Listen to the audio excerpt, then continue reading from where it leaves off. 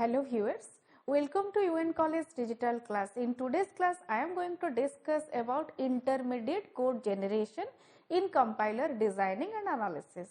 In the previous classes of compiler designing, I have already discussed about number of phases of compilation like lexical analysis, syntax analysis and semantic analysis. In this class, we will discuss about intermediate code generation. Let's start. Intermediate codes are machine independent codes, but they are close to machine instruction. We know that when any programmer is passing any program as input, the main objective of the compiler is to produce the output or target code, okay, machine code. But before producing the machine code, compiler generates intermediate code. The given program in a source language is converted to an equivalent program in an intermediate language by the intermediate code generator. Here, I have used the term intermediate code generator. The meaning is that part of the compiler, or we may say that portion of the software which is responsible to perform the operation of intermediate code generation, that is called as intermediate code generator. In the analysis synthesis model of a compiler, the front end of a compiler translates a source program into an independent intermediate code. Then the back end of the compiler uses this intermediate code to generate the target code, which can be understood by the machine. The benefit of using machine independent intermediate code are: first one is, because of the machine independent intermediate code, the portability will be enhanced. For example, suppose if a compiler translates the source language to its target machine language without having the option for generating intermediate code, then for each new machine a full native compiler is required. But if we are using intermediate code, then that disadvantage can be eliminated. Because of obviously there are some modification in the compiler itself according to the machine specification. If the compiler directly translates the source code into the machine code without generating intermediate code, then a full native compiler is required for each system. Retargeting is facilitated. The intermediate code keeps the analysis portion same for all the compiler. That's why it does not need a full compiler for every unique machine. Okay. It is easier to apply source code modification to improve the performance of source code by optimizing the intermediate code. Here I have represented in a diagram so that you can be clear that what is the use of intermediate code. If you are not using the intermediate code generation, then what happens? For each target machine, you have to generate the target code. But if you are using intermediate code generator, then you are just developing one intermediate code, and the same intermediate code can be used as per the target machine specification. Here I have represented the two different two different approaches of using. In one, there is no intermediate code, and in another one there is one intermediate code. It is clearly visible here. Now here I have represented all the phases of compilation, and I want to show you that the four different phases, those are lexical analysis, syntax analysis, semantic analysis and intermediate code generation, is combined, and that is termed as front end, and that part is machine independent. But the other two phases, those are code optimization and target code generation, is termed as backend, and that is machine dependent. If we generate machine code directly from source code, yes, of course we can directly generate machine code from the source code, but in that case for n target machine we will have n optimizer and n code generator. But if we will have a machine independent intermediate code, then we will have only one optimizer. This is the advantage of using intermediate code. Okay. Intermediate code can be either language specific, for example bytecode for Java. If you are comfortable with Java programming, then you must be aware about the bytecode. Bytecode is nothing, it is just the intermediate code. Or language independent, that is just like 3 address code. Here in this class we will discuss about that. The following are commonly used intermediate code representation, postfix notation, 3 address code and syntax tree. In this class we are discussing on intermediate code. Before producing the target code for the system, one intermediate code is generated by the compiler. The advantage of using intermediate code is that there are number of advantages. For example, I am explaining only one here. Suppose you are generating intermediate code, then for n number of target machine, you need not to generate n number of intermediate code. Okay, how? Suppose you will generate only one intermediate code that can be used individually as per the system requirement, system specification, just like bytecode in Java. And the intermediate code can be represented in number of ways. Now we will discuss about those one by one. First of all, we will discuss about postfix notation.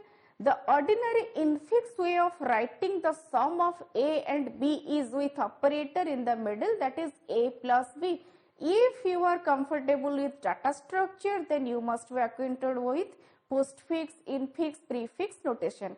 That postfix notation and that infix notation which are used in data structure, we are using all those here.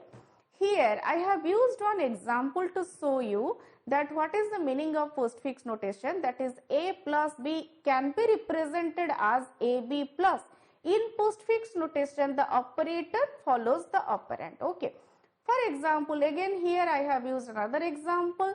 The postfix representation of the expression here, A minus B inside bracket into, again bracket, C plus T, then plus, again inside bracket A minus B can be represented as AB minus CD plus into AB minus plus. Okay. Now we will discuss about 3 address code. A statement involving no more than 3 references, 2 for operands and 1 for result, is known as 3 address statement. A sequence of 3 address statement is known as 3 address code. 3 address statement is of the form of x equal to y, OP here represents operator Z. Here x, y, z will have addresses, memory location. Sometimes a statement might contain less than 3 references, but it is still called as 3 address statement. For example, the 3 address code for the expression A plus B into C plus T can be represented as T1 equal to B into C, T2 equal to A plus T1, T3 equal to T2 plus T. Here we have used T1, T2, T3, all are the temporary variables. Actually, in some website you may get that R1, R2, R3. Here I have used T1, T2, T3 to represent the temporary variables. Now we will discuss about syntax tree. In the previous classes already we have discussed about parse tree. You must be acquainted with parse tree. Syntax tree is nothing more than condensed form of parse tree. Now we are going to discuss about syntax tree. In the previous classes already I have discussed about parse tree. Syntax tree is very similar to that, but we may say that syntax tree is nothing more than condensed form of a parse tree. Syntax tree is a variant of parse tree where each leaf represents an operand and each interior node represents an operator. The operator and keyword nodes of the parse tree are moved to their parents and a chain of single production is replaced by a single link. In syntax tree, the internal nodes are operators and child nodes are operands. Actually, I will give one example of syntax tree so that you will be clear on the concept. Okay. To form syntax tree, put parenthesis in the expression, otherwise it will be difficult. By putting parenthesis, it is easy to recognize which operand should come first. For example, let the expression is x equal to inside bracket a plus b into c divided by again bracket a minus b into c. Okay. Here, if we will represent it by using a syntax tree, then we will represent it first in, you may see here that x equal to a plus whole bracket a plus again inside bracket b into c bracket end then whole bracket end divided by again whole bracket start a minus again inside bracket b into c bracket end whole bracket end. Here I want to explain you that let the expression is x equal to a plus b into c inside bracket divided by again bracket a minus b into c. But before developing one syntax tree, first we have to check whether it needs some more parentheses to put, otherwise it will be difficult, or otherwise we may get logically wrong output. Okay. For that reason, it is necessary to check which operation will be performed first and which operation will be performed later. After putting parentheses in perfect order, now we will draw the syntax tree. Here you can see that equal to is placed at the root, and at the left side we have placed multiplication, and at the right side we have placed division. Okay.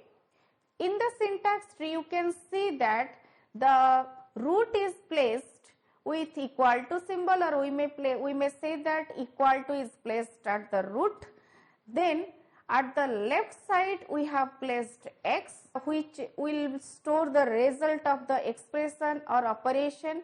Then at the right child I have placed division, and the left child of the division operator I have placed one subtree, and at the right side I have placed another subtree. Okay. Here I want to explain you that at the left side subtree of division operator, plus is used as the parent and the child are a, then multiplication symbol, then b and c are the leaf.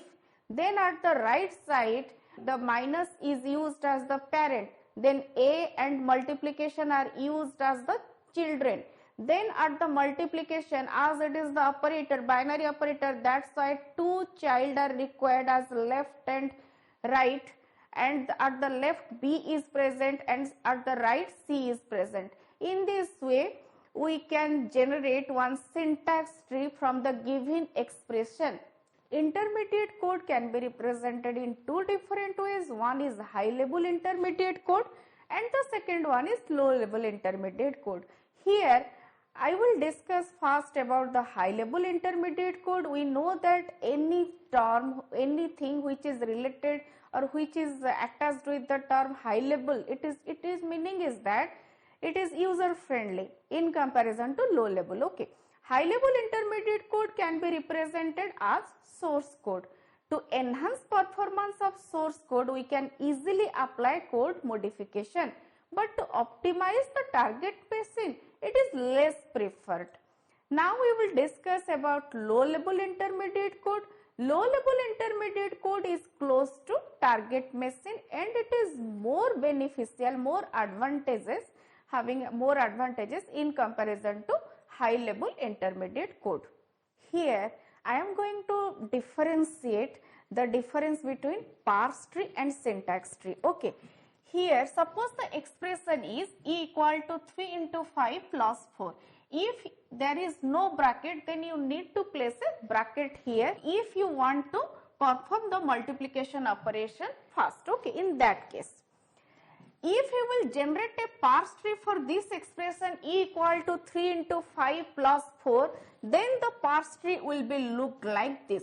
E is the root node, then e plus t, then e is again t, then digit, multiplication digit. Here two digits are 3 and 5 and here the digit is 4. It means that 3 multiplied by 5, which will be placed at e, and the digit 4 will be here 3 multiplication 5 will be 3 into 5, that is 15, and 4 means t equal to 4 here. 15 plus 4, that is 19. It is about the parse tree. We may say that it is a graphical representation of parse tree, is a graphical representation of the derivation, but the syntax tree is a compact form of parse tree. Here the syntax tree is plus, which is placed at the root place and which is the final operation. Okay. Then multiplication 3, 4, then 4. Sorry, I have used 4 here. This is 5 in this expression. It means that in this case also we will get the same output. 3 multiplied by 5, that is 15. Then 15 plus 4, final result is 19. But the difference is that in case of parse tree, the graphical representation of derivation here, it is the compact form. This is the main difference. It represents the grammatical rules in a better way in comparison to syntax tree. Syntax tree is a compact form. Obviously, parse tree is generated in the syntax analysis phase, but that is represented in the intermediate code generation. That's why in syntax analysis phase, more importance is given on grammar, grammatical rules, and for that reason this type of structure is used in case of syntax tree or in syntax analysis phase. I hope you have got some basic idea about intermediate code generation. We have discussed about how the intermediate code is represented, the high level representation, the low level representation, 3 address code, syntax tree, etc. But still, if you have any doubt, then please write to me in the comment box so that I can clear your doubt. Thank you so much for watching. Have a great time.